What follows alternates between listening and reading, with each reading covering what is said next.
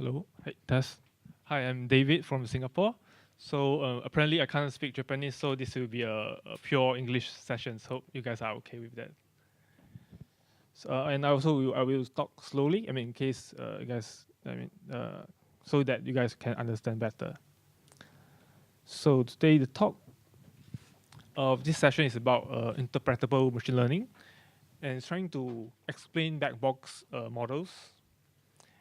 And I'm very proud and happy to be here at PyCon Japan 2018.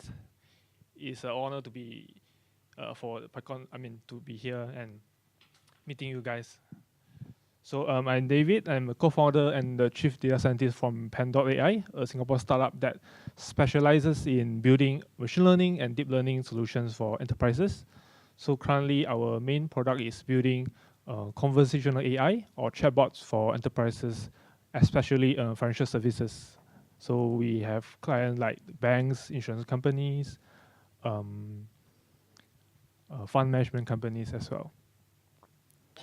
So I guess nobody knows me. So because this is my first time in Japan, so I will have a slide introducing myself, my background. So the earlier part of my career is actually from research, where I was working with researchers from MIT and Carnegie Mellon universities. So with MIT, we were working on projects that deal with future mobility, transportation. So we study transportation data collected from the EasyLink cards, the tap cards that people use to travel on train, on buses in Singapore. And later on, so we work on projects, big data projects that predict people movements across the cities and try to predict where people live and work in different areas. Then I move on to another project that we deal with social media data. So we collect data from LinkedIn, Facebook, Twitter, etc. Again, we focus in Singapore, so we're trying to build like user profiling models.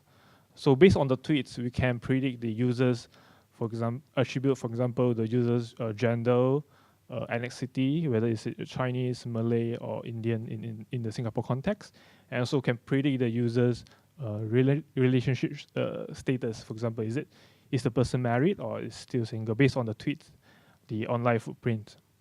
So that was a project with Carnegie Mellon University. Then I joined a public service as part of the data science divisions at Singapore.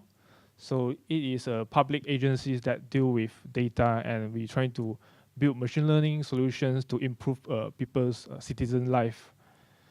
So after that, I moved on and founded a startup. And in the meantime, I also teaching as a lecturer at National University of Singapore on machine learning and deep learning topics. And yeah, this is my current full-time job, startups in Singapore, where we focus on NLP, natural language processing. And this is my Twitter's handle and LinkedIn. So feel free to connect on LinkedIn or Twitter, and I will be sharing the slides and also the source code on these two channels, so you guys can like download the code and try it at your home. Yeah. Okay. So this is an overview of my talk today. So I'll first start with an introduction to the topic, model interpretability. Then I will discuss a few approaches that we can use that include PDP, ICE, feature importance, surrogate model, and also to go through with demo sessions, which we will be running some codes on the Jupyter notebook that I introduced a library called Lime, which is applied to image classifications examples to classify between different kinds of dots. Okay. So I'm not sure whether you guys realize that. So for example, we have nowadays we have virtual assistants like Siri's. Then we have recommender systems on Pinterest or Netflix. When we used to watch movies, you recommend us movies or the same genres. Then we have machine translation services, and we have some automated system that it was implemented in the healthcare industry, in hospital. And we have a system that helps people to visualize things for people who can't see. And we have surveillance systems, security system implemented in for public safety. And we have again virtual assistant thing and also application in agricultures. So basically, machine learning is everywhere. No matter you notice it or not, I mean, nowadays it's pretty much embedded in a lot of applications.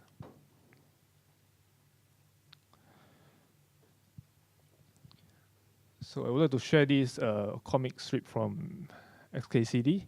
So here I would like to do a survey. How many of you have worked on a machine learning project or built any machine learning models as a hobby or as a full-time job here? So and how many of you agree with these illustrations or portrait of or how a model works?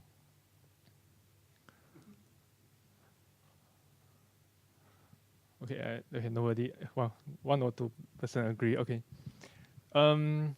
It happens sometimes. I mean, when we first start, or when we are still young, we just trying to play around with machine learning models, and we didn't really know how it works. We just because nowadays there are a lot of libraries or codes readily made, so we just call the API and just feed in data, and we get some expected output.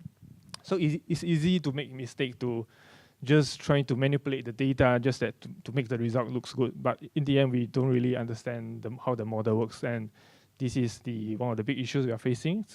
And because not until recently, people don't really put their focus in this area, like how to explain the model. They just care about producing a very accurate model in terms of the scoring, like could be like prediction score, regression score, etc. So is it important for us to explain the models? Is it important to know what is happening within the models? So there are several reasons we should do that.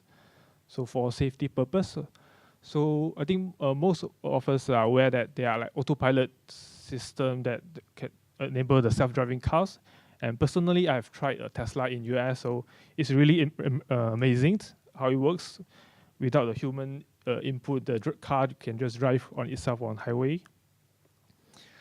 So we need to interpret the models because for such system is very mission critical. It involves human lives.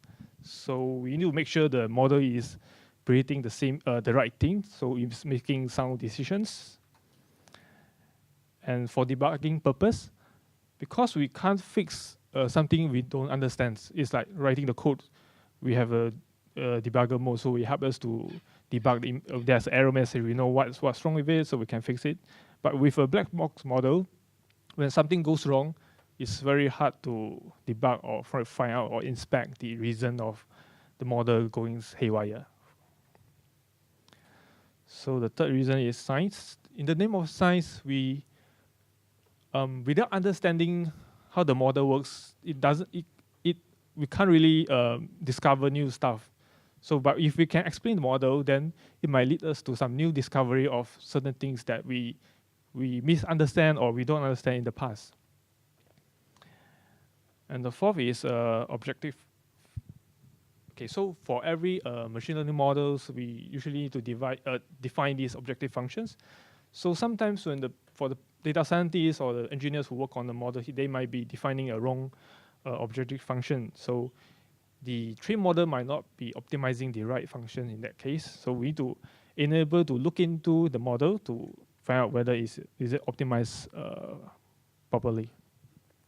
And lastly, it's about a legal issue and ethic issue. So in the following slide, I will talk about the legal part. So because the model will inherit the biasness that exhibit in the data. So if the model trained with a data that's biased, the output will be biased in that case. So we need to be able to look into the model to find out whether there's such issues. So to touch on the legal part, so I think early this year, Europe has passed this new law called GDPR. I think many of us have been receiving emails about these updates of new law that are applicable to Europe. So there's these two articles clause from GDPR that suggested that the users or customers of, let's say, a bank, they have the rights to request for information or explanations regarding to the decisions that made by automated systems. In this case, it could be machine learning models. And this actually allowed the customers to request for more information about how the decision is being made. For example, it could be the person is trying to apply for loans. It got rejected by the machine learning models. So the bank is supposed to give out information and explain why the person is rejected in this place. So the law is has been passed and made available, is running in Europe's, and I believe for the rest of the country they will be catching up on this and take a serious look at these data protections regulations. So as a data scientist, we need to be aware of these situations, and we might need, I mean, this could be applied to Japan, to Singapore as well in the future. Okay, so just now I talked about the biasness, so this is examples. So we could build a very accurate model to classify between the two animals, for example, wolf and husky, although they look quite alike. So this is a true story that there's a bunch of researchers has did this study. They discovered this issue. So they want to find out whether the model can actually learn the right things. So in the end, they have discovered that the models sometimes misclassify the husky as wolf in some photos, not because of the visual, the appearance of the husky that looks like the wolf, but due to the background, background of the images. So in this case, the model actually picked up the snowy backgrounds and predicted that this animal in this image is a wolf instead of husky because of the snowy background that usually accompanying with, I mean, due to the biasness in their data set. So because the data set they have is for maybe for most of the image that contain wolf, they will have snowy background, in the images. So it lead to a wrong conclusions, and the model just pick it up. If we couldn't look into the model and we just look at the accuracy, that we thought that this model is working perfectly, there's nothing wrong with it. So this implies the importance to be able to inspect into the models. So there are several ways. Even though it's a black box model, there are ways to look into the black box model.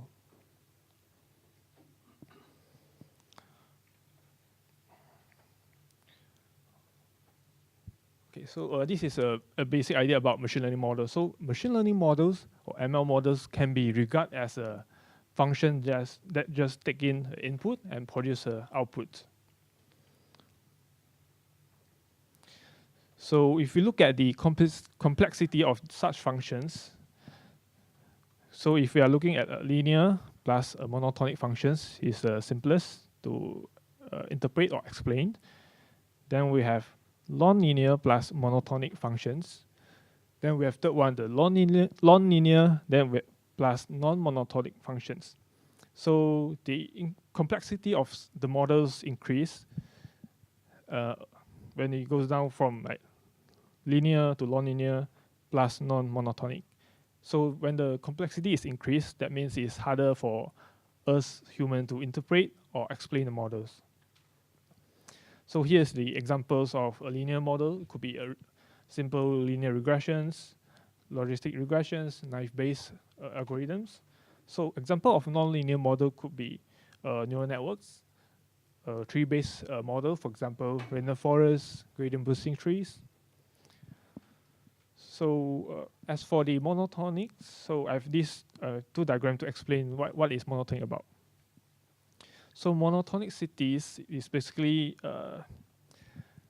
okay, so if we look at these diagrams, x and y axis.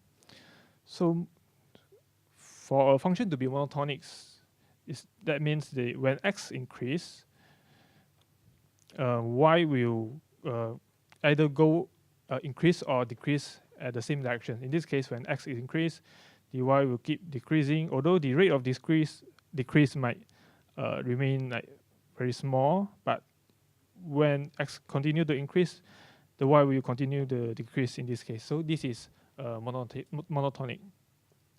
So in case of non-monotonic, that means when x increase, y could go down at one time, certain phase, then it could go up again. So it basically increase the complexity due to the non-correlated correlations functions. So when we look at the scope of interpretability, so there are two types. First one is global interpretability. This is where we look at the macro level. So we try to understand or explain how do the parts of the models influence the overall predictions. So here we are looking at the model as a whole, parts of the model as a whole, and try to look at the relationship towards the overall predictions. Whereas for the local interpretability, we are looking at the individual instances, individual data points or data samples. So we basically try to answer questions like, why did this model make these specific decisions for this single instance? Or look at what are the factors or features that contribute to these particular decisions, impacting these particular customers or users, like for example the loan application example I mentioned just now. So this will help us to explain to these persons what are the reasons or factors the model reject your loan applications. Okay, so there are several approaches. So for the interpretable models like linear regressions or the decision trees is pretty straightforward. So basically you look at the weights, etc. So basically if you use this kind of model, you know how to interpret the models. So here we are looking at methods that can be applied to black box models, which is also a model agnostic approach. So I will talk about partial dependence plots, PDP, individual conditional expectations, ICE, feature importance, surrogate models. In this case, I will talk about LIME. Okay, so first one, partial dependence plots, PDP. So what it demonstrates is the marginal effect of features on the predicted outcome of trained models. So how do we achieve that is to first we select features. So in this case, I'm using a data set called bytes rental data sets. Basically contain information like temperature, the weather of the day, and like number of bytes that is rented out on that day with some other features. So let's say I select these features called temperature, and I identified a grid or a list of values for these features. In this case, the logical value would be like from 0 to 35 degrees Celsius. Then I iterate over this list and try for every single value from 0, 1, 2, 3, 4, 5. I replace the temperature column one value at a time. Then I take average of the prediction outputs from these pre-trained models. While everything is the same, I just replace the temperature value. And I repeat for some other features that I want to observe. So yeah, in next slide, I will show the result for such approach. Okay. So we have 3 plots here. So we first look at the first plot. On the y-axis, we have the number of bytes that is being rented out. So we have 0, 2000, 4000. And on the x-axis, we have the temperature from 0 to 35 degree. So as you can observe, when the temperature is quite low, the number of bytes that's being rented out is also quite low, and it increases with the temperature, and it peaked around like 20, reach a plateau around 20 plus, and it start to go down when it reach like 20, maybe 28, 29, 30 degrees. And this actually makes sense when it's too cold. People don't want to, go out, so they won't rent a bike. Okay, until the weather is warm enough, that people start to go outdoor and rent a bike. And when it gets too hot, very hot summer day, people prefer to stay indoor again. So that explains the decline. So we look at the second diagram, which is the humidity. So it remain constant until it's around like 60 plus, close to 70 in terms of humidity. So that explains because maybe due to the weather, it's a rainy day, so that people don't really ride the bike or rent the bike on the rainy day. Yeah, they just take other transportations. And the third one, the wind speeds. So I'm not sure about what's the unit here, but it decreased as the wind speed increase. So that makes sense because again, due to adverse weather conditions, you don't want to ride a bike during typhoon day or So if you look at the bottom, there's this black how do you call it? Something. So this indicate the number of data points for this particular, let's say, range. So if you notice, like for the temperature around like 30 plus, this is not thick as compared to other range because we don't have enough data point for this very hot temperature day. So we might need to be careful when you try to interpret the trend around this range because the data point might not be sufficient. So just now we are visualizing like 2 dimensions. So maybe some of you might ask, can we visualize in 3 dimensions? Of course. So we can add in other features and do a comparison. So in this case, we have another data set that is trying to predict the value of the house based on several attributes. So in this case, we have the age of the house, how old is the house, and I have the average occupants of the house. So if you just look at this line, as the age of the house increase, there's an increase of value. So in this case, the y-axis is the correlation to the house value. So, and over here, if you decrease the average occupants of the house, actually increase the house value again. So, but if you just look at the single features, you notice that the trend of the increase is not great actually. But if you when you look at the 3D diagrams, combining both dimensions, you notice the compounded effects of the feature interaction is much higher. Like for example, when a house is around like 50 years old, with only like 2% in terms of the average occupancies, the value of the house really goes very, very high in this case. And you will not be able to observe this with just a 2-dimension graph.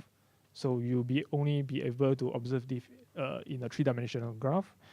And and the 3-dimension is the maximum, and you can't really visualize like 4 or 5 dimensions at the same time. And this is the limitations of this approach. Okay, so another approach I want to talk about is the ICE, individual conditional expectations. So it's trying to visualize this is related to the PDP just now.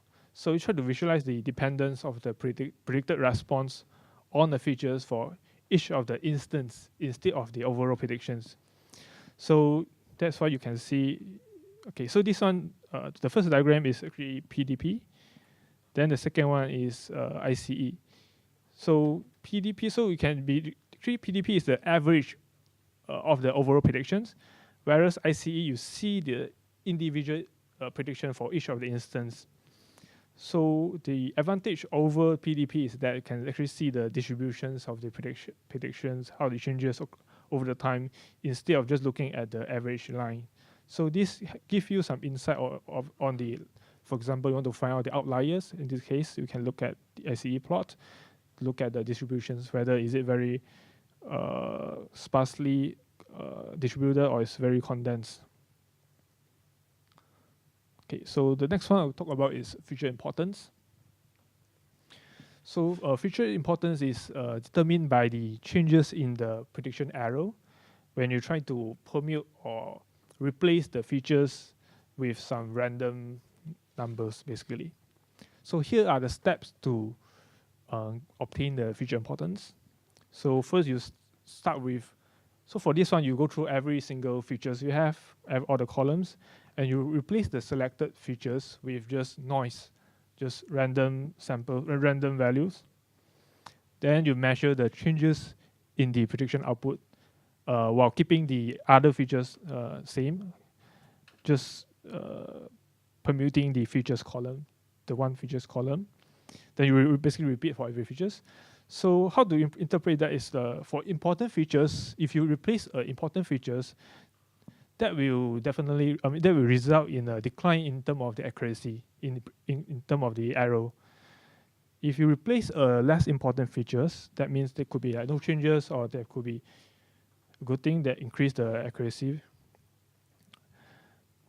Okay, so I have a diagram that shows the feature importance. So in this case, this is on the same data, the byte sharing, the byte rental data. So as we expect, temperature is the most important features in that model, followed by, so this is, I think, the age of the accounts, like how long the users has been on with these platforms, and the season of the day, humidity, which year, month, etc. So here you can see, like, you can determine like which features is more important compared to other features. Then on this diagram, you may consider to engineer more features using the interaction between the features, etc. Okay, so the next one I'm covering is Lime, which I will also go through on the hand-on session later. So basically, you're trying to build local surrogate models that can explain, again, single predictions for any black box machine learning model. So no matter you are using gradient boosting, neural network, you can use this approach. And what are surrogate models? Basically, they are interpretable models, for example, using linear regressions, decision tree, that you train it on the prediction from your original black box model. So how this works is that first you create an artificial data set based on the original data you have. Then you use your original black box model to get the prediction. I mean, you just apply the generated data set to your black box model and get the predictions. Then you train a new linear model or decision tree model based on the artificial data sets and try to predict the labels that output from the black box model. Then you can explain the original model using the weight or the rules get inferred from this new interpretable model, because we know we are using the interpretable model as the new model to train on. However, there's a catch that the quality of the predictions actually indicate that the usefulness of this approach. And if the quality is too bad, that means you shouldn't bother to look into the weights or the rules that infer from this new model. Okay, so short conclusion for now. So there's no perfect solutions. So each approach comes with their own pros and cons. So you can find out more from these books online. Actually, this author is kind enough to publish his book online. So you can learn about all this approach from this book called Interpretable ML book by Christopher. Okay, so now we are going to these hands-on sessions. So, okay, before that, I will go through some of the libraries. So PDP is implemented in scikit-learn. So I think for those who are familiar with machine learning, you know scikit-learn. So it's one of the built-in features. And for Lime, there's a official package by the author. And there's another package that incorporated Lime and also some other features that used to explain like NLP application, etc. So you call ELE 5. Yeah. So okay. So today I will be covering a real-world use case on a data set that try to classify dog breeds. Yes, because dogs are human best friends, so I choose this topic. Okay, and it is from the Stanford Dogs data sets. It's a subset from the ImageNet that the Stanford Vision Lab, actually led by Prof. Li Feifei, they created a subset. So with a more fine-grained data set that they actually tag individual dog breeds based on the images. So a summary of the data set, we have around 120 different kind of dogs. And we have like around like 150 images per class in this case. So in total, we have like 20,580 images. But for the purpose of this session, I'm not going to train the model on the entire data set because I'm running on my MacBook and it's not powerful enough. Yeah. Okay.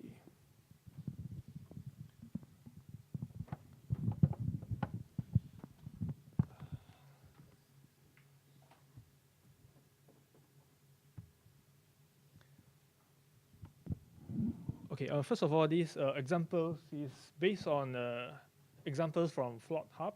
So Flock Hub is, because I'm using their example, so I help them to advertise a bit. So Flock Hub is an online platform that allows you to experiment or collaborate with your fellow colleagues to build like AI solution or deep learning solution. So it's like a online cloud IDE for machine learning epic projects. Then, for example, you can, let me see. Okay, so they provide like free credit for certain hours, so you can use it for free before paying. And if you find it useful, you can pay for it and upgrade to like more powerful instances with GPU, etc. So it's running on cloud right now. So on the other hand, there's a free solution that is provided by Google. Let me see. Yes, it's called a Google Collaboratory. So anyone has heard of this? Okay, we have quite a number. So for those who are not aware, you can like, it's a free cloud IDE. Basically, it's just a Jupyter notebook hosted by Google, and they also provide like 12 hours of free GPU for you to use it. But because it's free, so there's no guarantee that your session will remain there. So sometimes when you trying something, they suddenly get terminated, then you need to restart again. So it's quite frustrated sometimes. So this is a Google free versions, and let me go back to the, yes. So you basically create environment, you can upload your data, everything, and you can like run it as a Python notebook within the browser itself. So now let's go back to my examples. Oops. Okay. Okay, so first of all, I need to import the necessary libraries. In this case, I'm using TensorFlow and Keras. So I'm using CPU, so to define the batch size and for CPU. So because I'm using CPU, I just like run one import. It's just good enough. If you have GPU, you definitely want to run more import and train a more accurate models. So in this case, I just looking at like only the first top 6 classes of dogs because again, due to resources constraint. Okay, so let's look at the top 6 class. So I have these 6 different kind of dogs. We have Scottish Deerhounds, Maltese, Bernese Mountain Dog, Shih Tzu. So, and this indicate the number of images I have for each of the class. So I have like 136 for Deerhounds, and Shih Tzu we have like 112. So for those who have some basic knowledge, you know that to train a scratch model, a CNN model from scratch, you need a lot of training data. So in this case, we are actually using a pre-trained models that has been trained on ImageNet, so which contain like over like few 100,000 or millions of images already. So and we are going to perform what's called the transfer learning to transfer this knowledge to a new application. In this case, trying to identify different type of dogs, because the original data set is trained to predict almost everything else, like a car, a truck, some other animals. So, okay. So before I feeding in the data, I need to do something called data augmentations. Basically, I need to introduce more variants to my images, as to also to increase the number of samples for my individual class. So how I do the augmentation is basically using built-in helper functions that you rotate the image to the left, to the right, and flip it horizontally to create different variants of the same image. And because CNN is it couldn't really handle like invariance, so you need to do it this way. So then followed by a training and validation split, because once I train the model, I want to test it on another set of data that has not been seen by my current model. So it's to prevent overfitting. Okay, I split the data, and these are the 6 classes. Let me zoom out a bit. Oops. So yes, we have the 6 different kind of dogs, and some of you might notice that the images are not really just contain dogs. You have a little girl here, so this increase the complexity, and it's more challenging to classify in this case because they are not just like dog faces. You have like a girl there, then you have a sofa, you have a bed sheet or something else. So it's more difficult. So here we're going through some data preprocessing steps. So I'll be sharing this source code online later, so you guys can download and try it at home. So okay, loading the data, some preprocessing steps. So over here, I have in total classes, I have 700 data set, 700 images, and the size is 299 times 299 in terms of the height and the width. Because this Y299 is the restrictions imposed by the pre-trained model I'm using, which is the exceptions model. And anyone want to guess what does the 3 means here?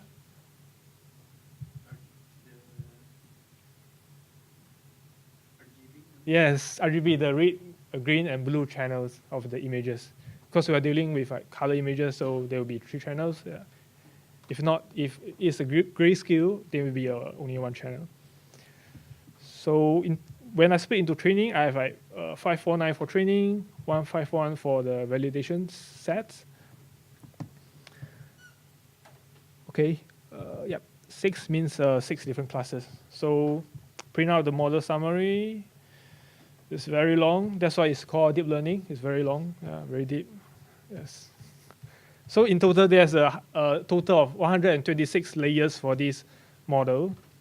And yeah, so this is basically to summarize what the model does. So we can be differentiated into 3 parts: the entry flow, where you feed in the model, the images, 299 times 299 plus times 3. Then we have the middle flow. Then we have the output flow, where you feed it to the logistic regressions to perform classifications. So for each of the class, you output a probability, which you will see it in the following. And this is the model I'm using. Exceptions is released like 2 years back by the author of Keras. So it's a pretty small model, but it can achieve quite a good accuracy compared to some other models that is much larger. So 126 in terms of that, and this is the number of parameters the model need to tune. Okay, let's see.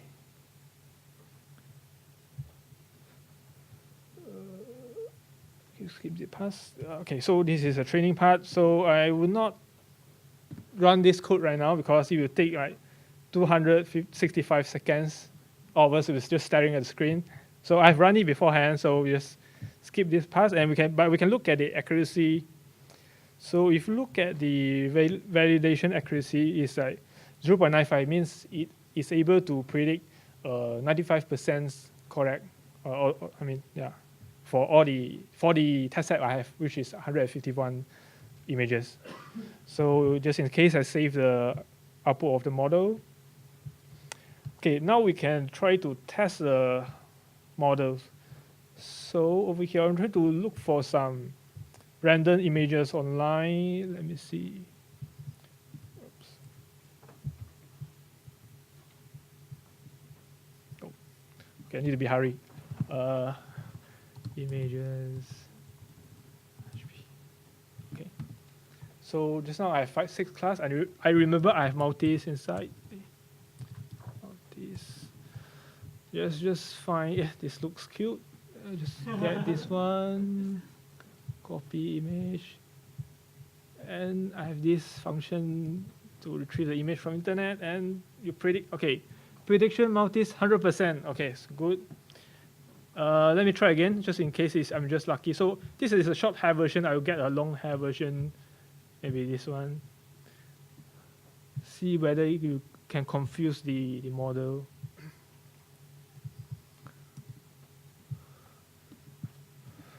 Okay, the model is too good. I can't beat him. Okay, so right now we know that it's very accurate, 100% accuracy. So now we want to look into the model itself, see whether is it learning the right things or just pick up some noises. Okay, so in this case, I'm going to show you guys a Shiju docs images, which I've copied just now. Let me see where I can find. Okay, so this is the larger versions before the compressing to the 299 times 299. Let's see. Okay, so our model predicted, okay, 99% is a Shiju doc. Okay, good. Then basically I call the line functions and run like, basically try to fit in this image, fit in the model prediction function of the model, and run like 500 samples to find out what are the important features.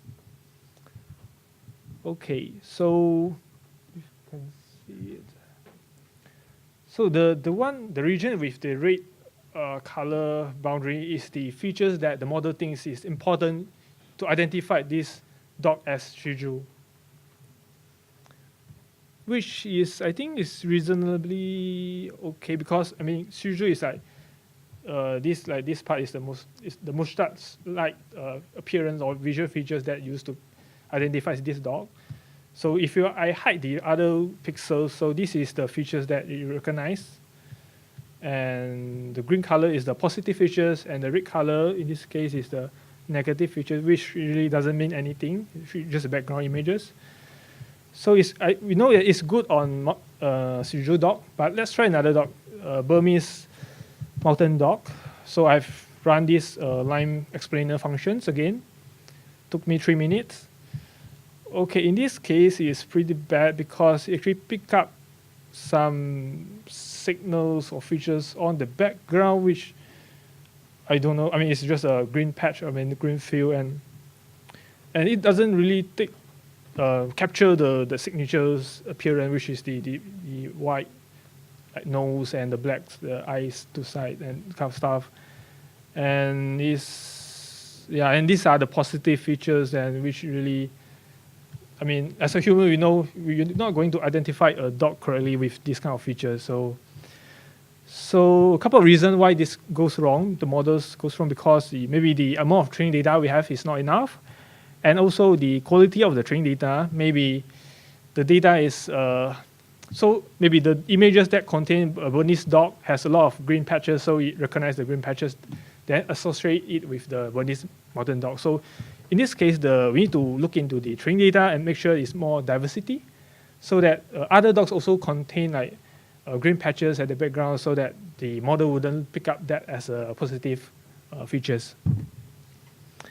Okay, the next example I want to show is dogs and cats, a quick one. So in this case, this is another model that you can predict some other label include dogs and cats. In this case, it's performed quite a good job.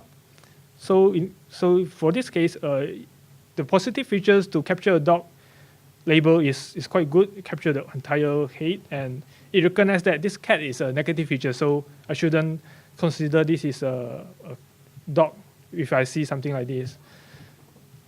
So, and the explanation for cat in this case is very good. So I can capture the entire body of the cat and recognize it is a cat. Yeah.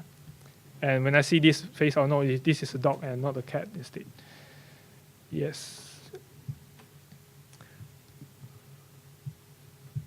Okay, I think I have run out of time, and yeah, to conclude. Okay, very good timing.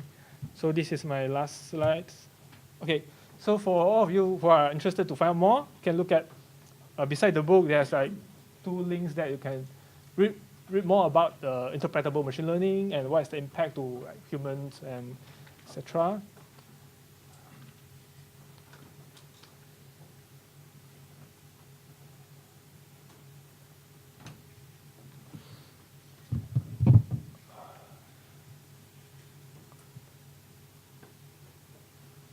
Okay, and the last thing, yeah, we are hiring, so advertisement. So we're hiring front-end web developers and software engineers. So if you guys are interested in working in Singapore, so yeah, feel free to send me email. And we have a bunch of very smart guys from MIT, Cambridge, Carnegie Mellon University, NUS, etc. So welcome to join us, and thank you, everyone.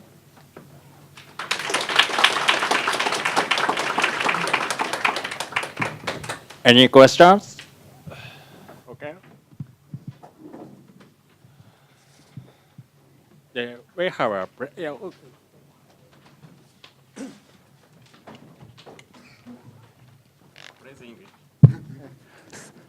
Thanks for your great talks. Can we share your notebook used in your talk?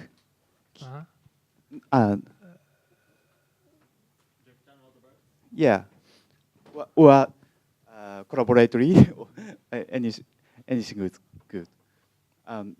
I want to share, use your notebook, Jupyter notebook or something. Yeah, I can yes. I thought you want, okay, yeah, sure. So I will, can I send you the slide, or I will also post it on my Twitter and my LinkedIn, so you can, if you follow me, Yeah. Yeah. I see. Yeah. Can you follow me? Thank you very much.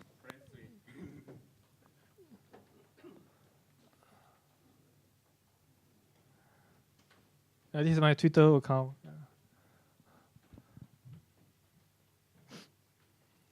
If you are shy, you can also like approach me after that. Sorry, there's a. Okay.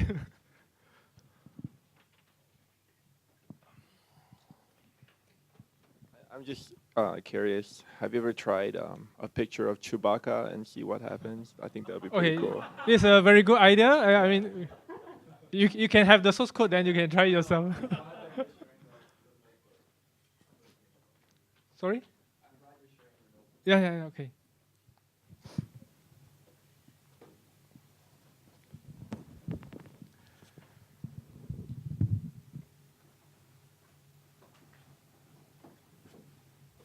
We are lucky.